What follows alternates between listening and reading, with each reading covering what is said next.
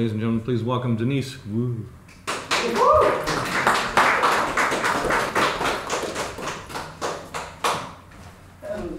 Thank you so much, Charlie. That was like pretty amazing. And thanks for making my job harder, because now I have to follow that.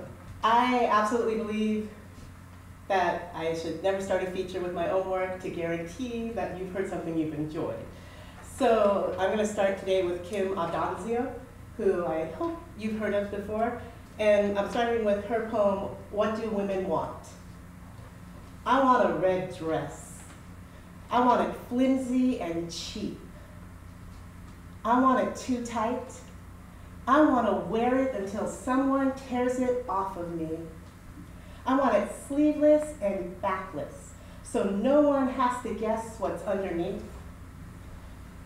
I want to walk down the street past Thrifties and the hardware store with all the keys glittering in the window, past Mr. and Mrs. Wong selling day-old donuts in their cafe, past the Guerrero brothers, slinging pigs from the truck to the dolly, their slick snouts hoisted over their shoulders.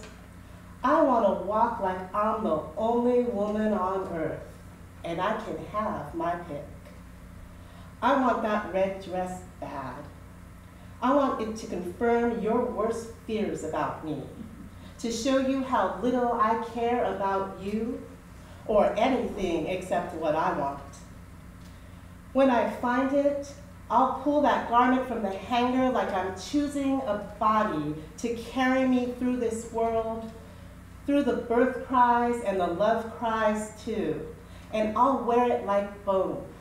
I'll wear it like skin. It'll be the goddamn dress they bury me in.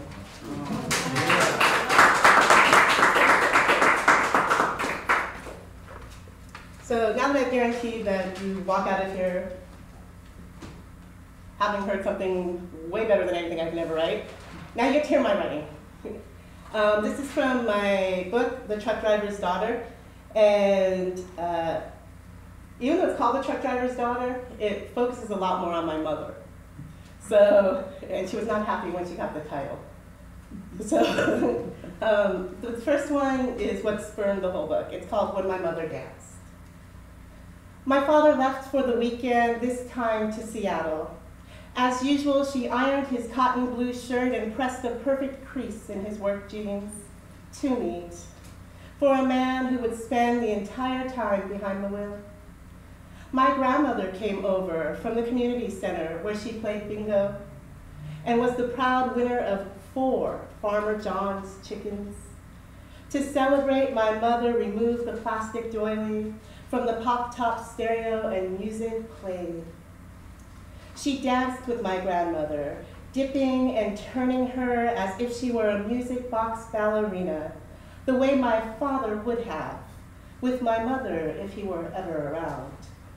They were 2 women who do not need permission to pin their paisley dresses above their knees, whisper curse words, or dance in each other's arms. They placed the coffee table on the sofa and showed off the sugarfoot, twisted until they wore holes through the carpet, then two-stepped to Ricky Nelson's The Traveling Man.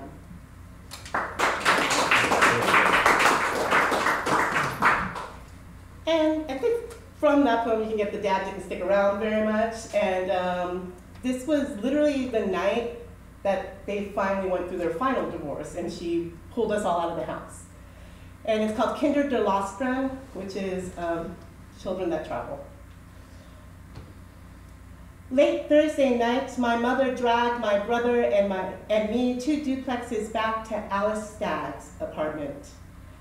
I pretended we were traveling gypsies, tied a towel around my waist, and danced to the banging on the front door.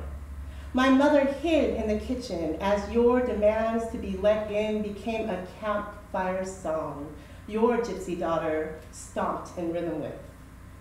Your begging for forgiveness became a chant, a curse, a hex my mother feared. She hid her gypsy children, Denise, in the shadow-filled corner of the bedroom. And from you, from the Swiss. The Swiss wanted to eliminate us gypsies by stealing their children and giving them to wholesome families. At least then the children would have a chance. All gypsies were crazy. Even the German Roma gypsies, the Swiss always saw through those holes. You, Father, ignored those stereotypes. As you threw beer bottles, one after another, against the aluminum siding, I listened to them ring out their dissent and shatter like a family crashing at 11 p.m. on a Thursday evening. Let's be clear, Father. I wanted to be an orphan. Love, your daughter. Okay, a little break from the book. This is called Operation Baby Lift, which is something the Americans did where they pulled out Vietnam children that were orphans. And this apparently happened around the year I was born. So I kind of play a little bit with the time here, but hopefully it works. It's in 3 parts. Operation Baby Lift, 1. The communists had won. Saigon fell as Vietnam citizens clung to US helicopters propelling them upward. The adults fell, landing 6 feet under. A country can't beat without a heart, so Operation Baby Lift brought orphan Vietnamese children to America. My mother spat at the TV as she pressed creases in my father's work shirts, contemplated how she could have us, her little soldiers, her children lifted out of the war zone, forming on Daisy and 7th. She wanted a sign from God, so she turned on the radio and sang along to Tammy Wynette. 2. This is what war is: a side to take, a place to pick, knowing whom you belong to, a choice to stand behind whom you refuse to lose. Vietnamese children weren't given a choice before they were locked out of their homeland. They were often found on playgrounds hanging from monkey bars, wondering when to land. My mother changed the locks, lined up her little soldiers in shoulder-to-shoulder formation, and took back her maiden name, demanded we follow suit. When she spoke my father's surname, the letters spewed out in congealed blood on the kitchen floor. 3. What happens to the deserters? They are shot by Mother Freedom, flailing as they drop from overseas, brought back in unmarked caskets. They aren't buried with the patriots or the loyalists. What happened to the Vietnamese orphans? They wander in a world where their words are sound of a slant-eyed gunfire on white men. They are discarded by their country and their home. What happens to the child who keeps her father's surname? She is left in her home where her last name is a war threat. She is left in a home where her mother smokes Marlboro Lights, waiting on the stoop and grants no pardons, not even after the battles are all over.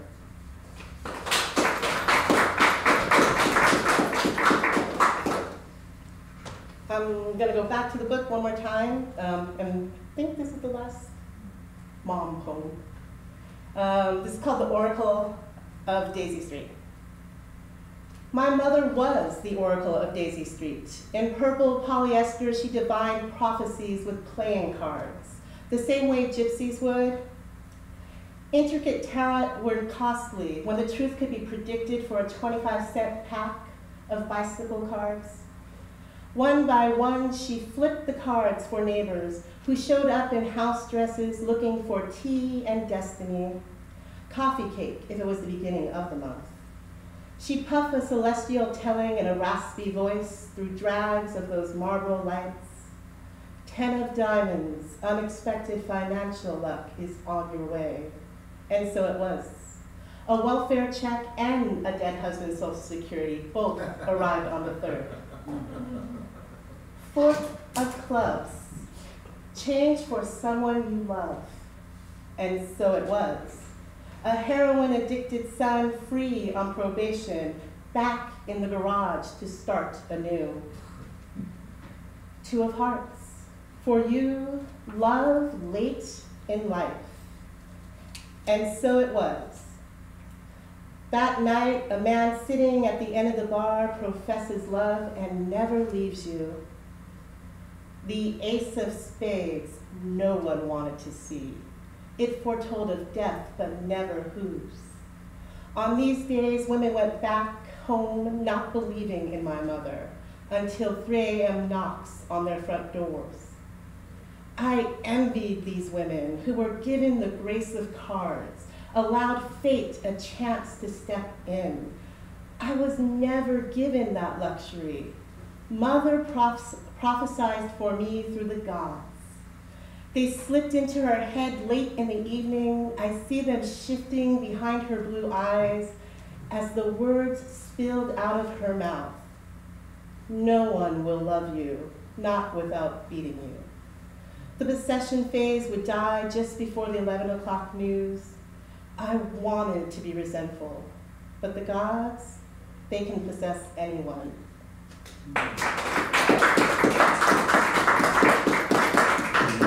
Okay, God, 3 more, am I good? Okay. Oh, I didn't even know that was there. Thanks. There's a whole timer. Whoa, check that out. So, about 2 months ago, I introduced Claudia Rankin for the Claremont Poetry Series. And, you know, I was like, whoo, go me. And there was a woman that was taking pictures of everybody. And then she put up pictures on Facebook of everybody. And she sent me an apology about my picture. And you're going to hear the apology in this poem. It's called The Ugly Truth. Make an ugly girl believe that her career opportunities are the same as the pretty girls. Then place her in the cubicle furthest from the door. You are not hiding her. You are helping her get noticed for her work ethic instead of her looks. Try touching her shoulder when she does twice as much work as the other women. Call her a go-getter. Pay her 10% less. She will learn to work from home. If you want to be cruel, teach an ugly girl to grocery shop at midnight, when nuclear families rest in off-white bedrooms, children tucked away in dreams where monsters are simply myth. Explain 24-hour stores were made for her type. The moonlight is less harsh on her features. She will never need beauty rest anyway. To watch an ugly girl drown, take her to a nightclub. Make sure she drinks 3 or 4 vodka tonics, and then she'll believe the dance floor holds no discrimination.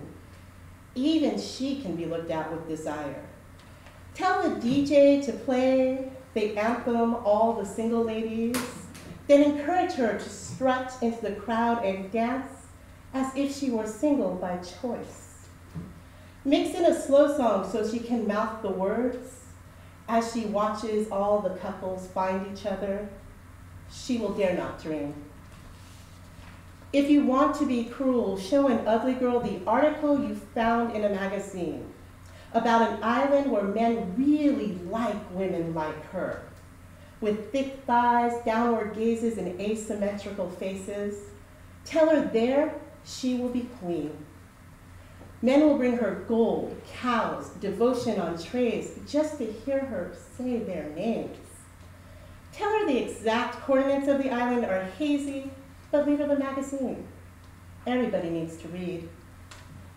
For fun, you can introduce an ugly girl to a commercial real estate broker, and she will learn what love looks like. He will never take her anywhere but his bedroom. Suggest how she could dress to be more appealing, pleasing to the eye, and condition her to say she is a relative should anyone stop by. When he is through, you shall comfort her. Tell her how lucky she was any man would have her. She will adopt this truth. If you want to be cruel, take an ugly girl's picture, then show her the results. She will cringe, and you can help her feel better by simply saying, the sad thing is, that was the best shot. you're one of those people